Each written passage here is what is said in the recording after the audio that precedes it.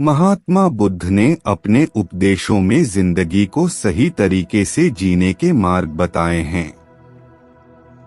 आइए आज उनके द्वारा कही दो कथाओं को सुनकर जाने जीवन का रहस्य। मृत्यु को समझना एक जटिल विषय है। जो इसे समझ लेता है वह जिंदगी के असली मायने जान जाता है।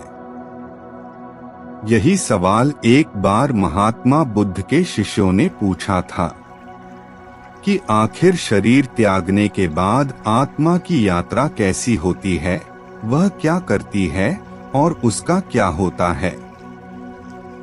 यह सवाल सुन महात्मा बुद्ध के चेहरे पर मुस्कुराहट आ गई। महात्मा बुद्ध ने बड़ी ही शालीनता के साथ अपने शिष्य से पूछा, पहले तुम मुझे ये बताओ कि अगर कोई तीर सीधे आकर तुम्हारे हाथ पर लगता है तो तुम सबसे पहले उस तीर को निकालोगे या ये देखोगे कि वह तीर किस दिशा से आया है। शिष्य ने कहा, निश्चित रूप में मैं सबसे पहले उस तीर को निकालूंगा, नहीं तो वह मेरे पूरे शरीर में जहर भर देगा। इस जवाब को सुनते ही महात्मा बुद्ध ने कहा, बिल्कुल सही। मनुष्य को अपने मौजूदा जीवन की समस्याओं को सुलझाने में अपना समय और मेहनत झोंकनी चाहिए, ना कि ये सोचने में कि अगले जन्म में क्या होगा। महात्मा बुद्ध कभी भी पुनर्जन्म या आने वाले जन्म को लेकर चिंतित नहीं रहते थे। वह आज की बात करते हैं और उन्होंने अपने शिष्यों को भी वर्तमान में जीने की सलाह दी। एक बार महात्मा बुद्ध वृक्ष के नीचे बैठे ध्यान कर रहे थे।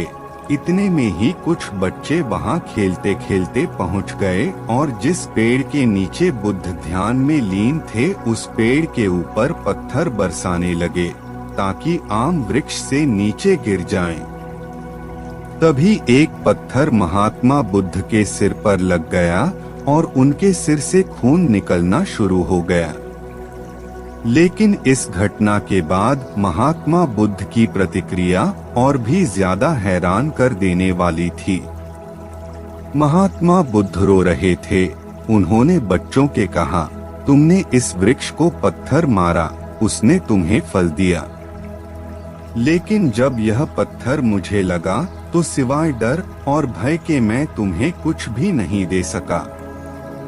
बुद्ध की इस बात में काफी गहराई थी कि इंसान जब डर और भयभीत होता है तो वह किसी काम का नहीं रहता। ऐसे में अपने मन से डर को बाहर निकालो और आगे बढ़ो।